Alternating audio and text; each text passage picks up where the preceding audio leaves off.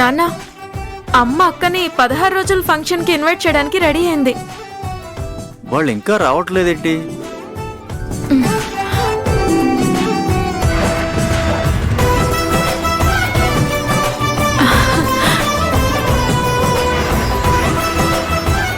అరే, చాముండేశ్వరికి 100 సంవత్సరాలు. చాలు చాలు, భరించలేం నాన్న. ఏ సత్యాకి అల్లుడు గారికి 100 ఏళ్ళని చెప్పొచ్చు కదా. సరే సరే, అందరికీ 100 సంవత్సరాలే. పద.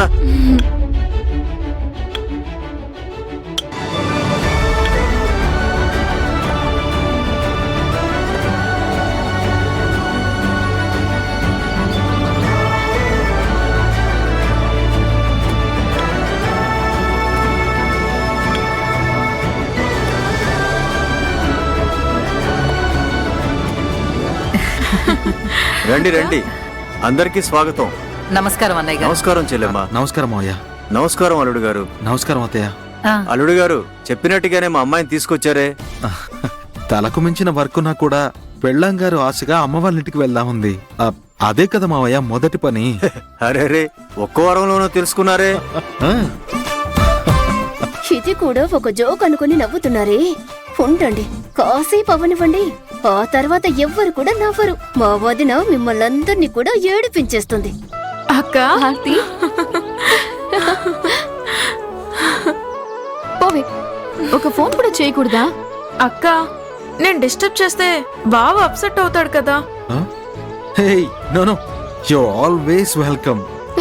సరే సరే, త్వరగా ఆర్తి ఇచ్చి లోపల తీసుకురా కామాక్షి. అలాగేనండి. ఆర్తి, ఇది పట్టుకోమ్మా.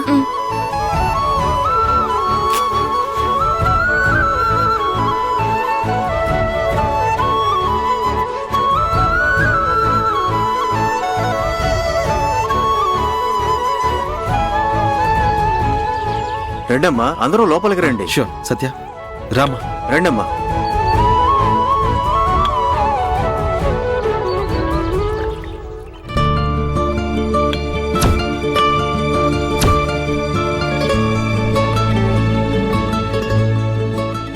అక్క,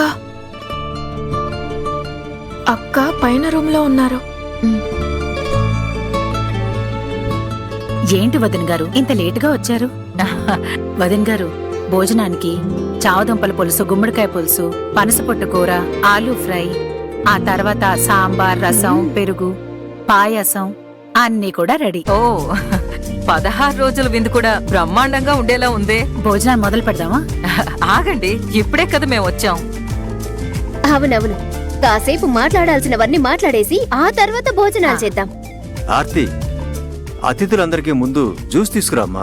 సరే నాన్న. ఆర్తి, నువ్వు ఆగు, నేను వెళ్ళి తీసుకొస్తాను. అమ్మా, నేను జ్యూస్ తీసుకొస్తాను, నాతో రండి.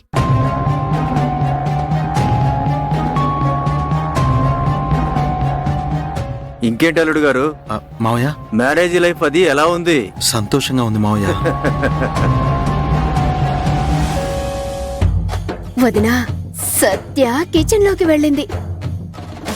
గమనించాను. కొద్దిసేపు గడవనివ్వు. నేను ఆ సత్య రూట్లోనే వెళ్ళి తనని ఎలా ఏడిపిస్తానో చూస్తూ ఉండు. కన్నుల విందైన ఆ దృశ్యాన్ని చూసి ఆనందించడానికే కదా ఇప్పుడు నేను డైరెక్ట్ గా వచ్చాను.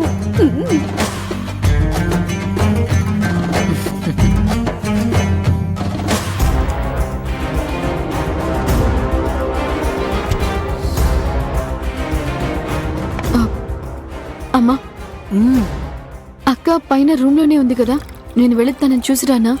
ఇప్పుడు వద్దమ్మా, మీరిప్పుడే కదా వచ్చారు. నువ్వు సడన్ గా కనబడకుండా పోతే వెతుక్కుంటారు కదా.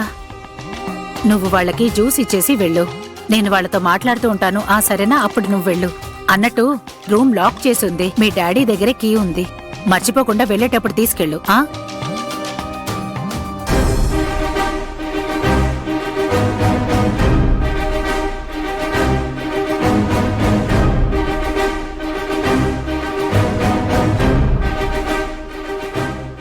ఏమైందమ్మా? ఏమీ లేదు, నా చీర. ఈయనొకడు అర్జున్ సత్య జోడీని ఆ రోజు చూడలేకపోయాను, ఈ రోజు కూడా చూడలేకపోతానేమో. పైగా చాముండేశ్వరి వాళ్ళకి తోడుగా వచ్చారు. సత్యనైనా ఏదో ఒక విధంగా కలిసి మాట్లాడాలి.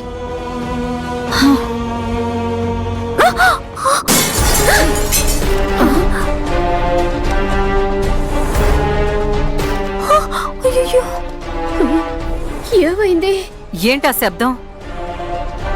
ఆ, మేడ మీదేదో గాజు వస్తువు పగిలిపోయినట్టుగా సౌండ్ వచ్చింది కదా వదినా. మావయ్య మేడం మీద ఎవరైనా ఉన్నారా? సత్య సత్య ఆ, ఇదిగో ఇప్పుడే వస్తున్నా. అయ్యయ్యో. అదమ్మా. ఏం పగిలిపోయింది? లేదే, ఏమీ లేదులే చెల్లెమ్మా. లేదండి, మాకు స్పష్టంగా సౌండ్ వినిపించింది. మేడ మీద ఎవరో ఉన్నారు. లేదండి, ఎవ్వరూ లేరు. వదినా, ఉన్నారు వదినా. ఆంటీ, పిల్లి స్టోర్ రూమ్ లో ఏదైనా పడేసి ఉంటుంది. ఆ పిల్లి 2 కాళ్ళదా 4 కాళ్ళదా? ఆ రోజు కూడా అద్దం ఏదో కింద పడి శబ్దం వచ్చింది. ఈ రోజు కూడా అలాగే వినపడింది కదా.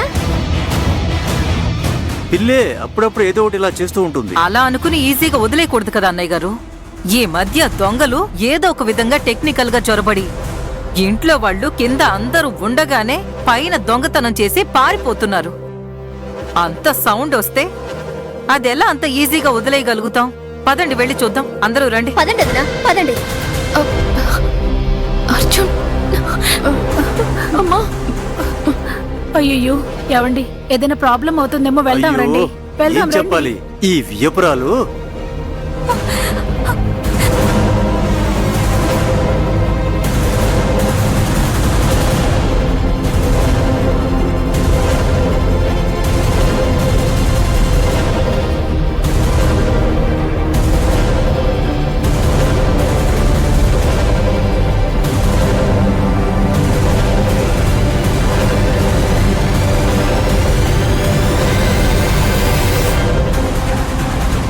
వదినా, ఈ రూమే అయ్యి ఉంటుంది వదినా.